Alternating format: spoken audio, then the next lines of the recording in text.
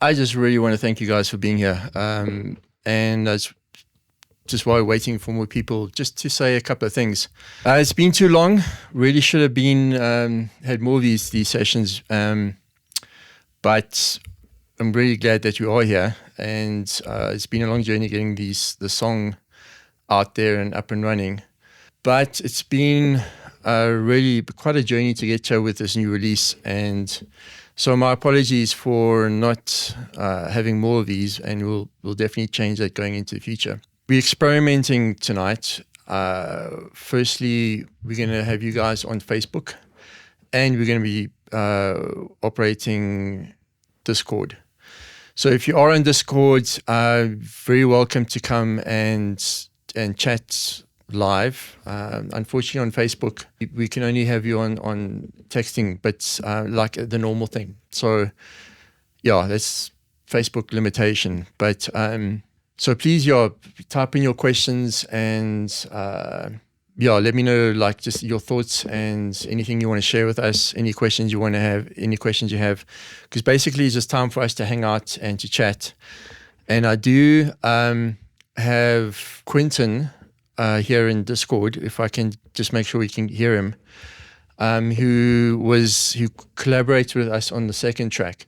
So I don't know if you guys have heard the tracks on Spotify or Apple Music or wherever you listen, but hopefully by now you have heard that Life's a Spark, a radio mix, and then also Sweeter and Deeper, which is a collaboration between Qkumba Zoo and Quentin Shaz. And I thought it'd be quite cool to have him on stage and we can chat. And by the way, if you have any questions for Lavanna, she's also here. Alrighty, so while you guys are thinking of questions on Facebook, I'm going to just chat to Quinn.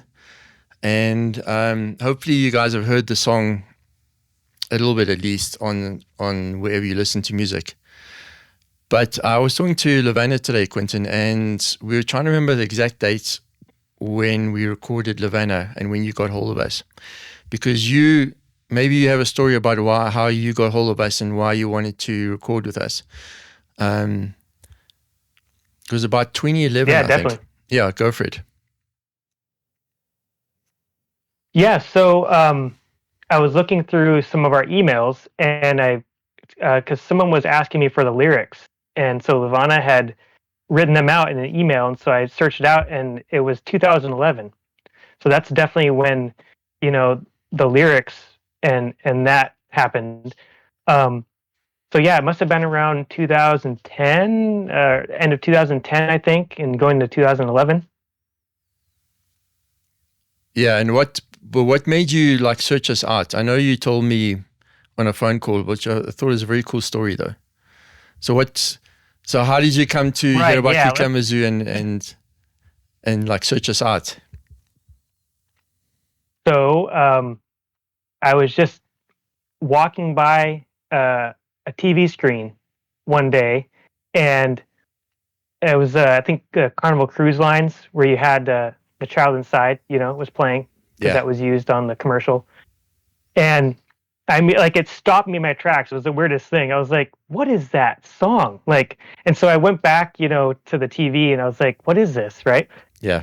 So I was really like, it really just caught me, like, totally intrigued me, because the sound was so like unique and so just amazing, And so I was like, I tried to look it up on the internet, and that was back, that must have been, I think, 2000, probably like 2009, somewhere around there.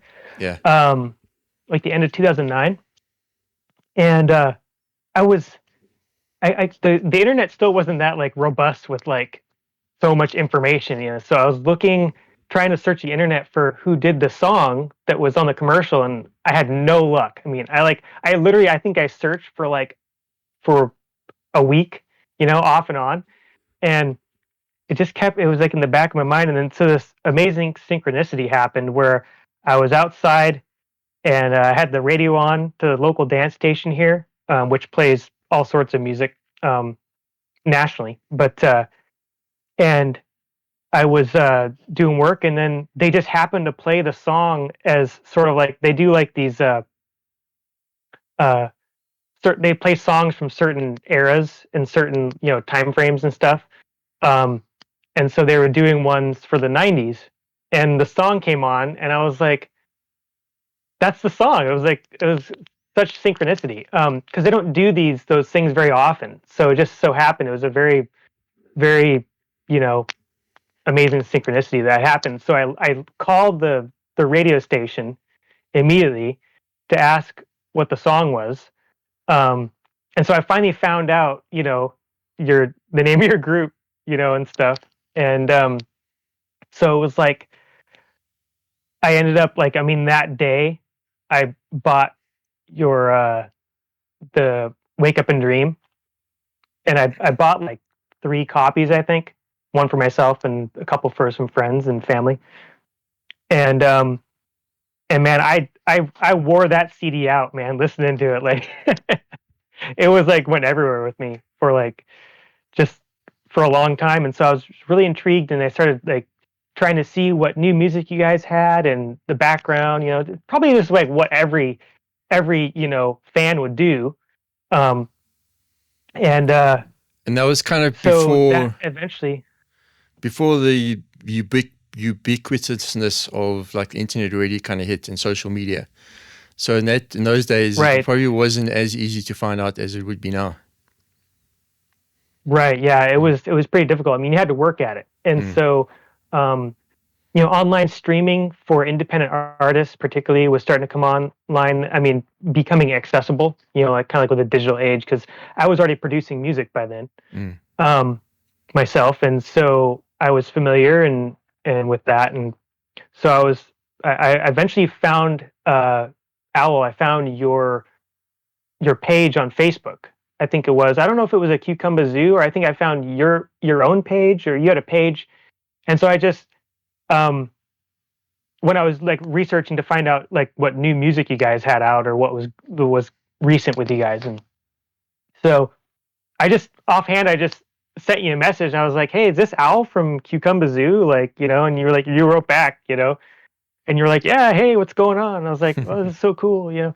And so we just started chatting, and uh you introduced me to some new stuff, you're working on, and I got a hold of some of your new music, and from there. And so so going from that into how the collaboration happened is, um, so because I was listening to your music so much, I think it started to influence um, my own creative process.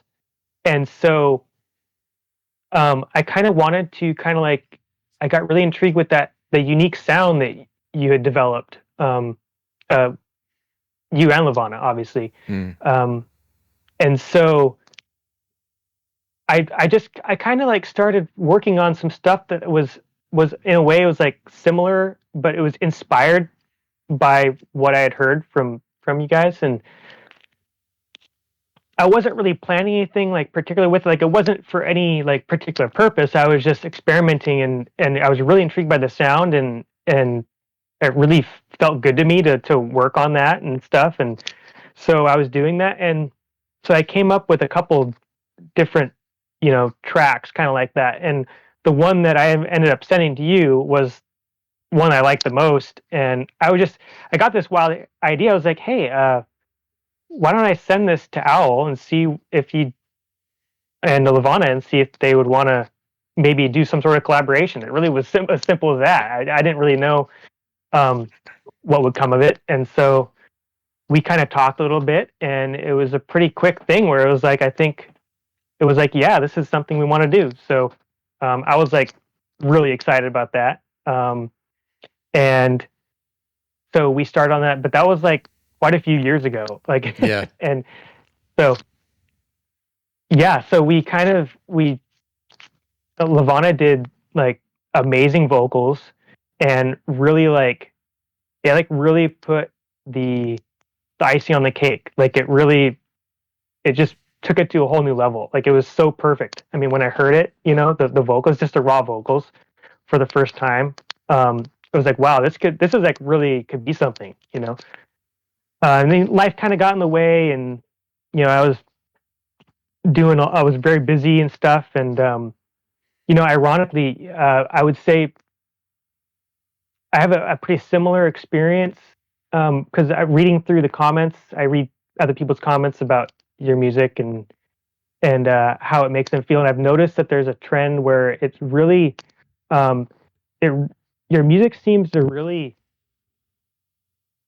touch people in a deep level that it's not you don't see a lot, especially today with music that's so cookie cutter and um, it's not as deep, but your music really touched me in a deep way, and I forgot to mention this because this was part of the journey of reaching out and kind of working on what we did. But uh, yeah, I was going through a really pretty difficult time when I came across your music, and I feel like it pulled me out of some really difficult stuff, and it put me back uh, on a better path.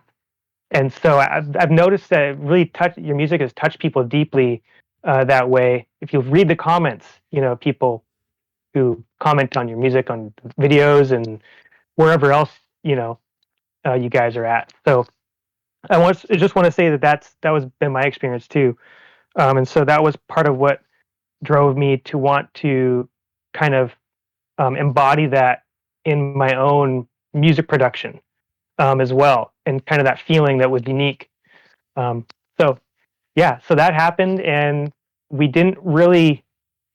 I mean, we went back and forth a couple times, and we got the vocals, and I had to mix them in, and I was working with some new audio equipment at the time, so and with life getting in the way and being super busy, it just took a long time to develop to where we got the song to where um, it was like ready to go, Mm.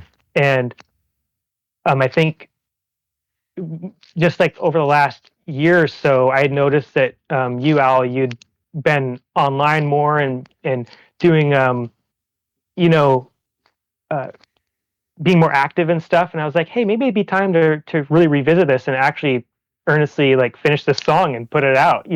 Yeah. Um, I think also the song is pretty period specific or specific for kind of what the world's going through right now. If you listen to Lavana's vocals, I think it's Yeah. really relevant, and it hits deep. I think where people need to be thinking, Yeah. ironically. Yeah. So it was just a convergence of like good timing and I think where we finally just said, hey, we got to do this. Yeah. And I also think, I just also remember, just rereading some emails. It's like when Lavana said, hey, I want to write about the rainforest and the people in there, and, the um, n- native people in the rainforest, and how they don't really need us, but yet we impose ourselves upon them. And I think, I remember your response was like, yeah, that's cool. Let's do that. So Mm-hmm. I definitely think it was a two-way street. Um, and you're right. I just think so much of like modern pop music, it, it's, it's Right. like back in the 60s, the musicians were saying something about the world. Like, and then they just sort of filtered down and kind of left. It went away. So it's not like there aren't musicians talking about the world, but we're talking about,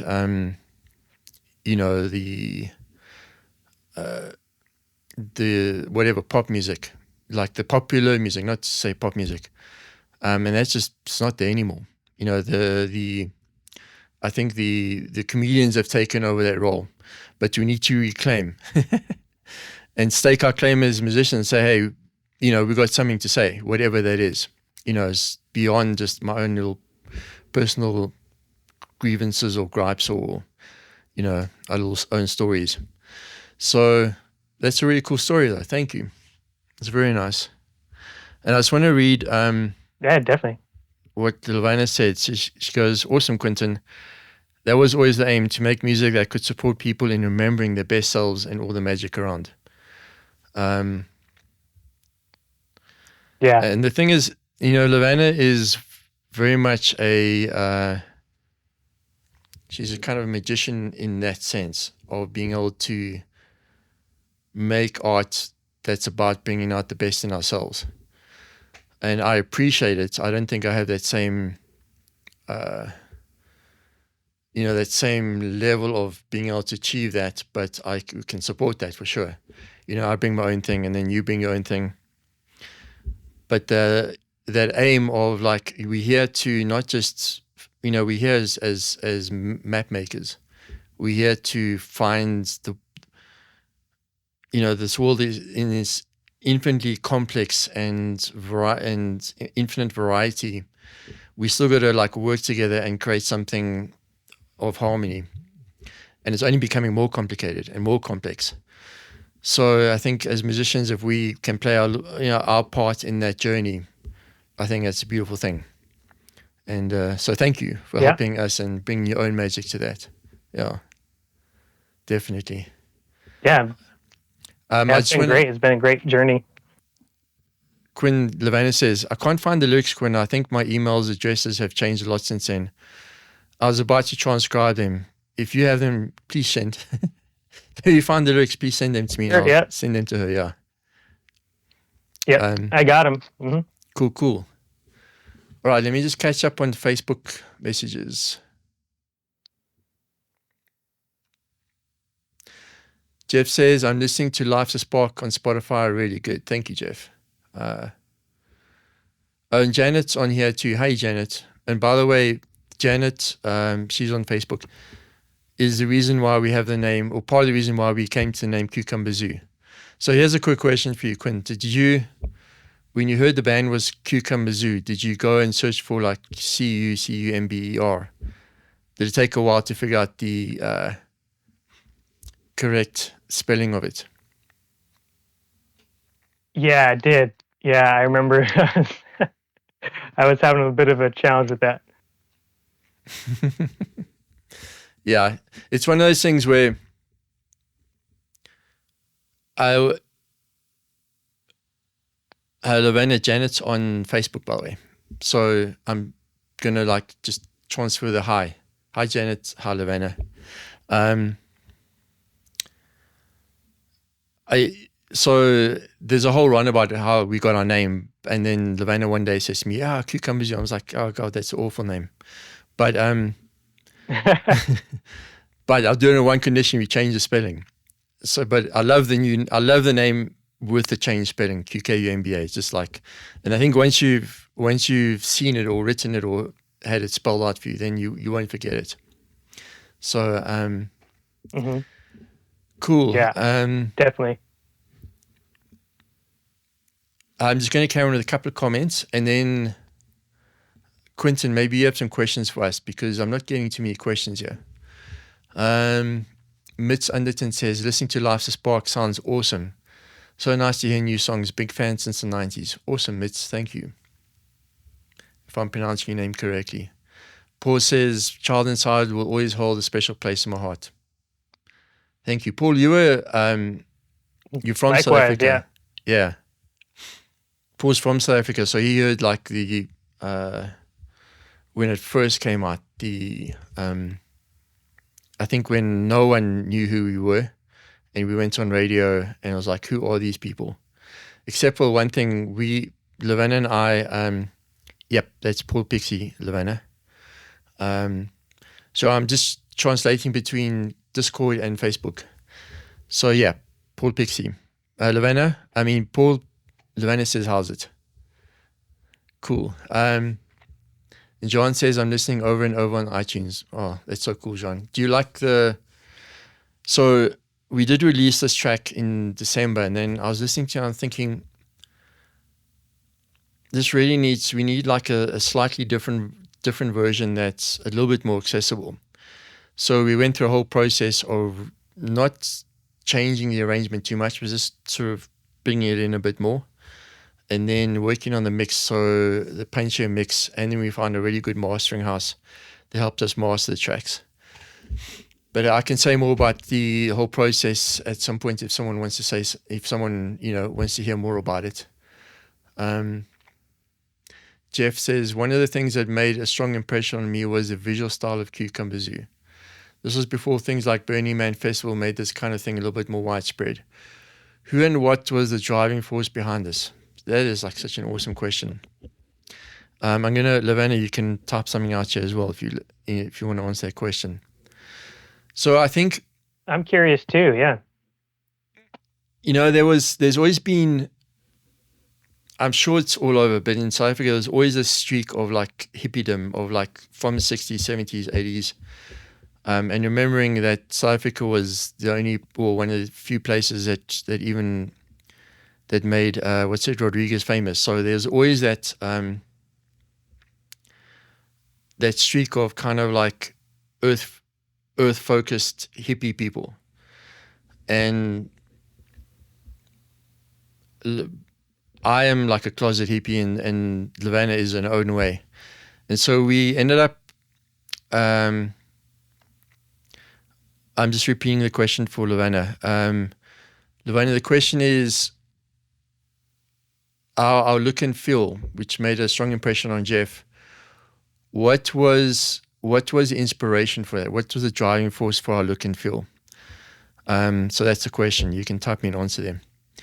So that is, we had a band before Qkumba Zoo called Ocean Road, and we'd go and play these festivals. And on these festivals would be, because the music market was so small, we'd be on the same stage as these didgeridoo playing, guys playing with their djembes and what, and the heavy metal bands and the rock bands, and anyone who is kind of being creative in that space in South Africa would be on the same stage or in the same festival. We didn't have electronic festivals, and we didn't have, we had acoustic music festivals, but in South Africa, we tended to kind of interact a lot more, because there was just, the market was so much smaller, and we kind of knew each other.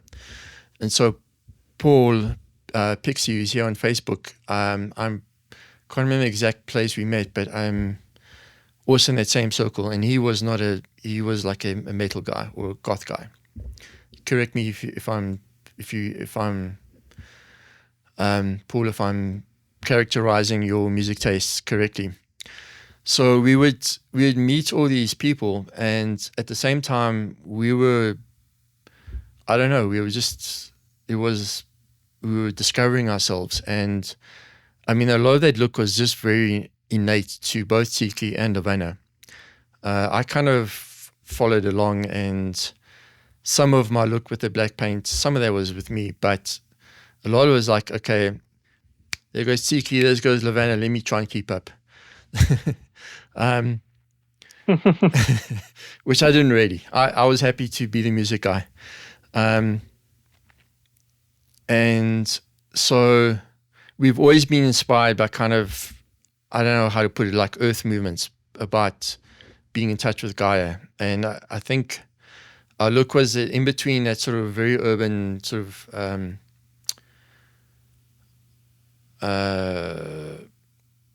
not goth, but what's the word I'm looking for? Steampunky kind of look. It also being very in touch with Gaia, I think, and we were very influenced, both Lavana and myself, by philosophies that were about evolving as our spirits, not just the technology.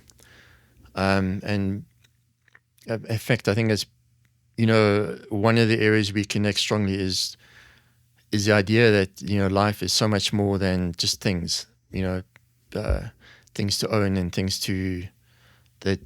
that we use to live life, but it's about spirit. So I want to just read quickly what Lavana says here. And so to come back to Jeff's question, a lot of that look came, yes, it was inspired by our surroundings at the time, but I'll have to say, and this is from me looking on the outside to, looking on the outside as Owl onto Lavana and Tiki, and they came up with all that stuff.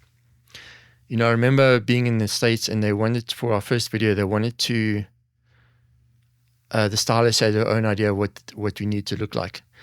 I was the only one who wasn't upset by it, because Lavana and Tiki were super upset about how she was trying to change the look of who we were. So it basically came up from like our own creative spirit, and in the context of being in an environment where we were very focused on kind of connecting with Gaia, connecting with our spirits, evolving ourselves spiritually. Let me read what Lavana says. I'm pretty damn sure she's a better way of saying it. So this is Lavana, by the way. I think we started shaving our heads in a kind of spirit of release, like monks do, but playful, colorful, and embracing life. It was in the days before all the fairy, grunge, and steampunk and defined aesthetics. So we just created and blended things. Yeah. And yes, human evolution is part of the greater ecosystem.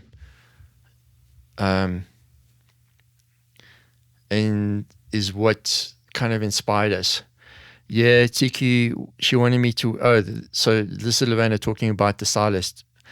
Yeah, she wanted me to wear a large crinoline dress that meant no dancing, and it was made out of plastic. Now you can imagine. It wasn't going to go down well with Qkumba Zoo. So, yeah, Jeff, I don't know if that answers your question. I mean, I think so much of what we did, obviously, we take cues from what's around us, but so much for especially what Lavana and Tiki did just came from their own creative kind of spark. And I think it worked. I mean, it was there was nothing fancy about there was nothing very refined about what we did and how we looked, but it was certainly unique. And Tika was doing fire on stage. We weren't the first to do it. There was other bands that were doing, had maybe similar things. They had grinders on stage and they were grinding away. But to make that part of, like, a central part of who we were, I think we were kind of unique in what we were doing with that. So, yeah, I don't know. Jeff, does that kind of answer your question? I think go for it. I just want to add, I think that when I first saw your videos and your whole outfits and your creative style, like dress and all that stuff, it was like it perfectly matched the music. Like, it really did. For me, it was like it totally made sense. Like, when I saw you guys for the first time visually, I was like, okay, yeah, that matches the music. Like, it was just such a easy, correlation for me in my mind. So. Yeah. Well, that's cool. It's like a coherence in what we're trying to do. And I think, as an artist, that's always actually it's something you got to hold on to. Like, be coherent in what you do, like in the words you say, in the things you support, in the way you look. And I met, Jeff says, thank you, very great answer. Thank you, Jeff. I met Tiki in a rave. She was like partying, like we had just started Qkumba Zoo. And we had no intention of going and find a dancer. Obviously, pop bands, like dance bands always had their dancers, but we had no intention of finding a dancer. But I looked at Tiki and thought, shit, this girl is amazing. And just her life spirit and her spark and the way she was moving. And, if you were to kind of see her live, you would go, yeah, that's her stuff. There wasn't no one else told us to do it. She just came up with that.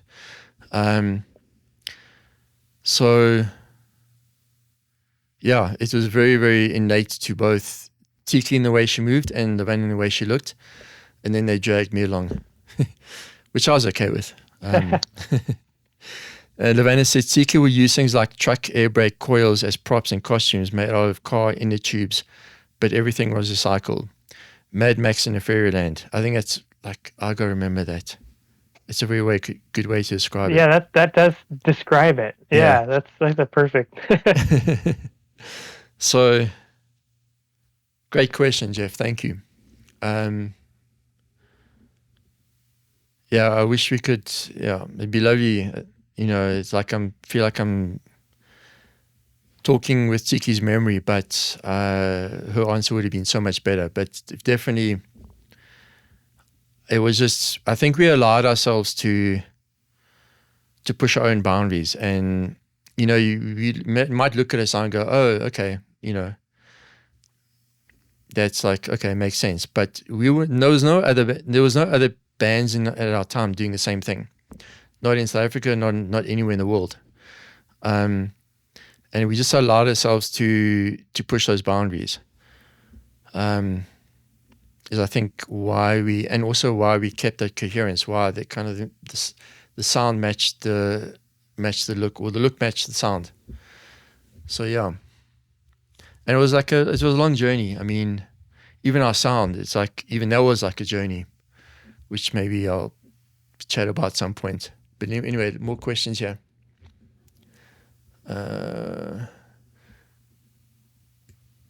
So Jean says, absolutely love it. I asked you before about a future tour. I left South Africa years ago, tour US, I will go to every show. I have fantasies, but I have a whole band I need to convince. So Jean, I totally understand where you're coming from with that question. But at the moment, we don't have plans. And that's also why I actually want to do, these kind of conversations are not going to replace a live show, but at least we can kind of connect a bit this way. So Jean, unfortunately at this point there's no plans to tour. But I would also say there's nothing that's absolute in this world, so who knows? And I think I'm going to leave it there. So Garth Jamison says, you guys to tour? If yes, when are you coming to Durban? We'd love to see you live again. Seen you once before at Splashy Fen. Well, Garth, I just answered that question, but let me ask you a question, Garth. You saw us as Qkumba Zoo, or did you see us as Ocean Road? You can type your answer in there while we carry on chatting. So Lavana says, we were one of the first to put up a web page and start trying to figure out download sales, but it was too soon for everyone else. Yeah. I sometimes wonder how we would have evolved if we had the same technology then as we do now. Because I'm like, bring this technology thing, because it's really, I don't have a sense that all technological evolution is necessarily good, but some of it is just so enabling as to what you can do.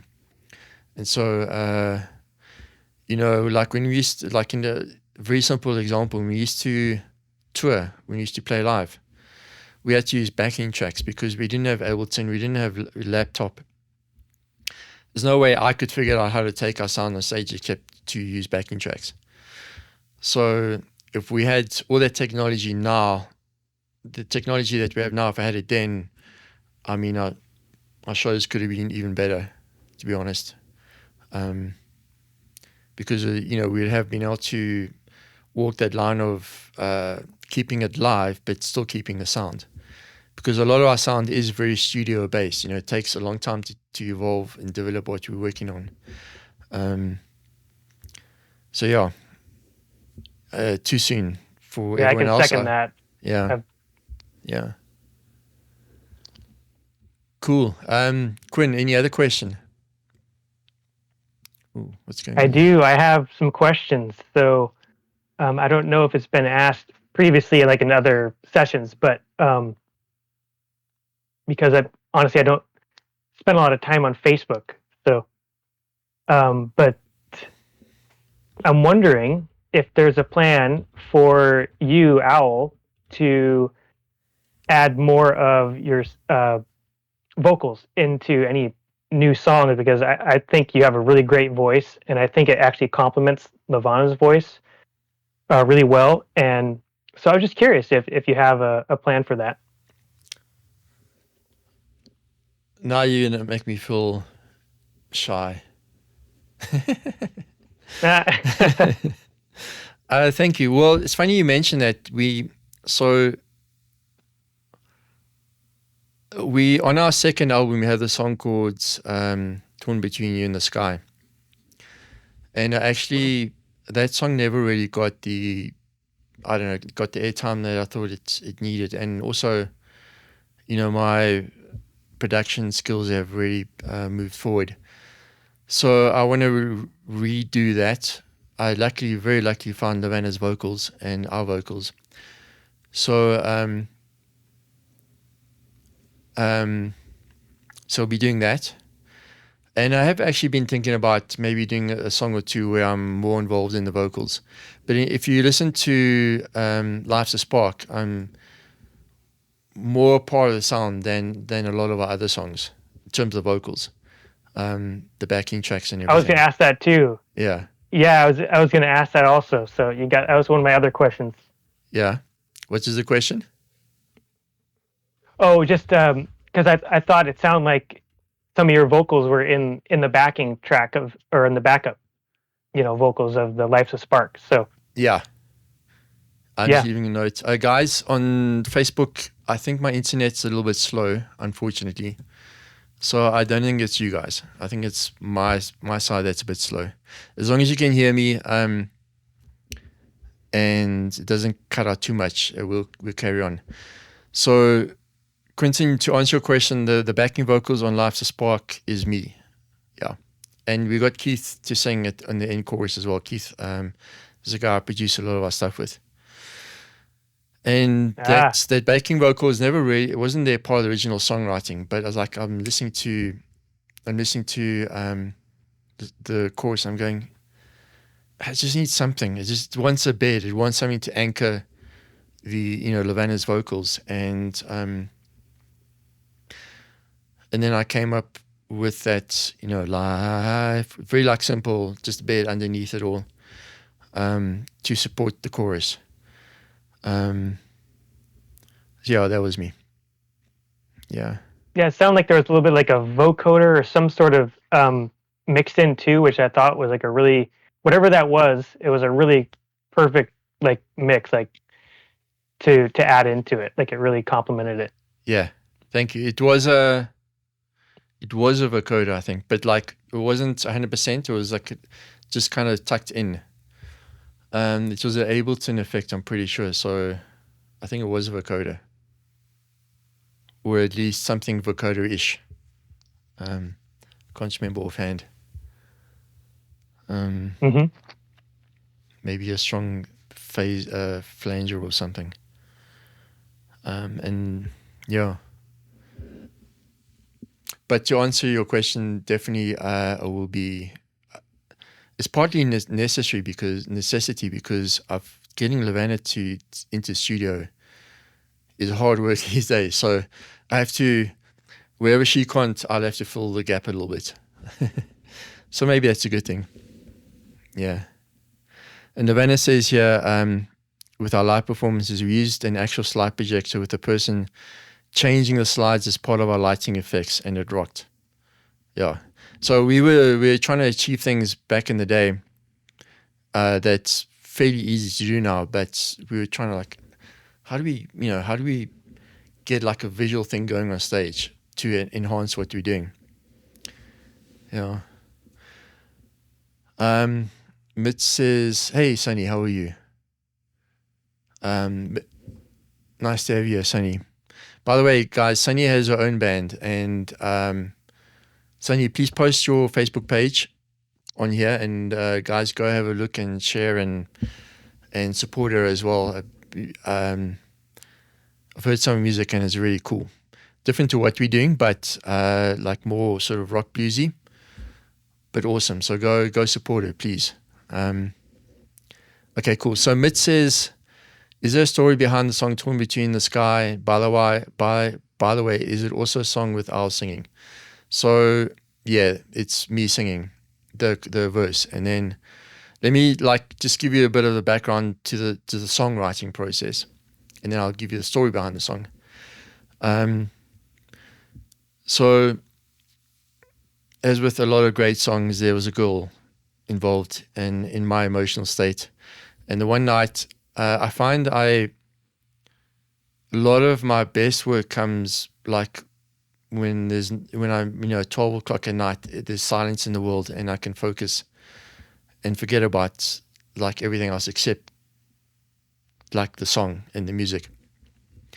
And so I was in that state, and one night I just started throwing down like the music and then the lyrics for the verses. And I'm not a I wouldn't call myself a professional lyricist where I can write great lyrics on the dime. But what I do think I have is when I get into the gestalt states, I come up with stuff that's unique and hopefully is quite like carries that emotion. And so I did.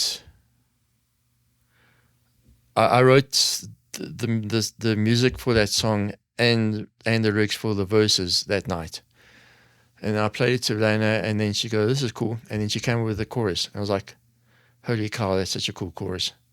Like, there's no ways in any corner of this earth that I would have been able to come up with that chorus.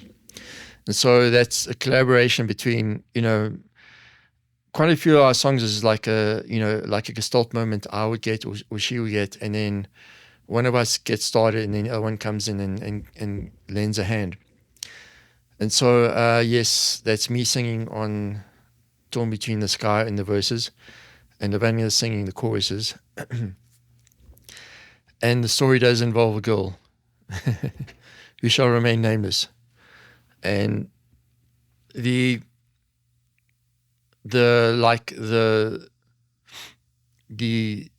where this relationship sort of played out was in a place called the Wilderness in the Cape area, sort of in the Cape province. So for those of you who don't know South Africa, you've got Cape Town at the bottom, and then as you go up the coasts on the east side towards the big cities are Port Elizabeth and then Durban beyond that. But in between Port Elizabeth and Cape Town is this beautiful area where they have a town called Knysna and the Wilderness, and it's just an amazing. There's this like forest, and it's wonderful. So I had this like heartrending experience there in this amazingly beautiful place, and the lyrics kind of come out of that,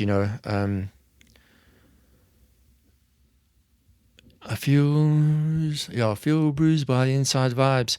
And it was like, and she had her friends there and everything, and I really felt like I was on the outside.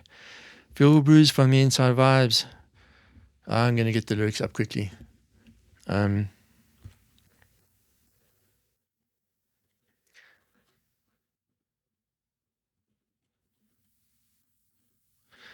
really bad at remembering lyrics, even my own.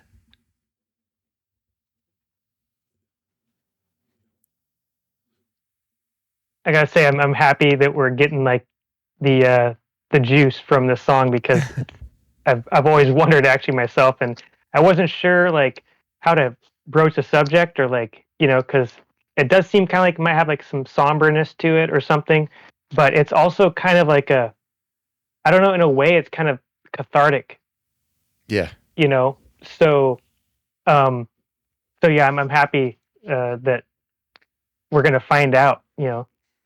You're going to such detail. This is awesome. Yeah, I think for me, I didn't mean it to be cathartic. For me, I meant it to like a kind of survival mechanism just to get over that emotion I was feeling. But by definition, therefore, it is cathartic. Oh yeah. So I feel bruised from the inside vibes. I'm on the outside of this beautiful day. So like this beautiful place, and it's like a stunning. I don't know how to. If you think about the west coast of the States and some of those drives, those vistas, okay, it's not quite as expansive as that, but it's like, it grabs you in the heart the same way. And the road that winds its way through the diamond lakes, forest hills, and seagulls belongs to you on the inside vibes. I'm on the outside of your world. It's like, yeah, that's how I was feeling. So surprised, shocked, confused, caught between the topsoil and the stones is like my mind. as I run and hide behind the cross-set surface. I'm looking for a way to heal this jagged heart, torn between you and the sky. And then, yeah. So the sky is like this thing of grandeur and beauty and wonder. But then my heart is like so torn up, so torn between you and the sky. And then Nirvana took it and just made an amazing chorus. Torn between you and the sky, touching where the tearing is, out on the edge, tasting for my truth. Torn between you and the sky, caught between you and the sky. So I won't sing anymore, but It's perfect, man. yeah. Yeah. So that was definitely a song that came out of Gestalt, like just going in and not coming out until it was all done. Yeah. And I'm very proud of that song, actually. I think, I don't know if our production ever reached the level I would have liked it to have, but just the song itself and the carrying that emotion. I'm very proud of that song. So that's also why I want to have another look at it. And Nirvana's going to say, but why? It's already done. It's like, yeah, but you're not me. I can hear something. I want to make it happen. So Mitz, I hope that semi answers your question. I had I was working on another song, and it sort of the melodies and the I wasn't planning on this at all, but the melody and the notes kind of sync up with that song, and it just randomly got me thinking about it. And I was like, I was actually going to approach you and say, hey, could I do like a remix of this possibly and something? And I hadn't. I mean, this is the first time I'm bringing it up, but yeah, it's just I really like that song, and so maybe we can talk about that later. I don't know. I think that's a great idea. Okay, we'll talk about it. Yeah, cool. Okay, we'll do it. Especially because I think Cool. we'll do something like this year or early next year. Okay. Right on. Cool. Janet says, your shows were always wonderful. Ocean Road through to Qkumba Zoo. I'm delighted to connect with you again. More music, please. Thank you, Janet. Janet says, lots of buffering here too. All right, guys. I don't know if it's my internet or what's going on, but I think we'll call it. And Quinn, thank you so much for being with us on stage here and for sharing. Certainly is an honor, yeah. Yeah, for being here with us. And guys, please go have a listen, download, and I'll be showing some shorts of these songs in the near future. If you wouldn't mind sharing them, that'd be awesome. And liking them and just helping get the message out. So Quinn, thank you so much. Take care, and we'll chat soon. Yeah, you too. And to you guys on Thanks, Facebook. everyone. And Quentin says, cheers. Thank you for hanging out, and we'll do this again. And hopefully, I need to get my internet sorted out. Lavana says, love and light, everyone. Keep dancing and remember who you are. There you go. That's a perfect way to end. Cool. All right, Quinn. Take care. Cheers, guys. See ya. Ciao.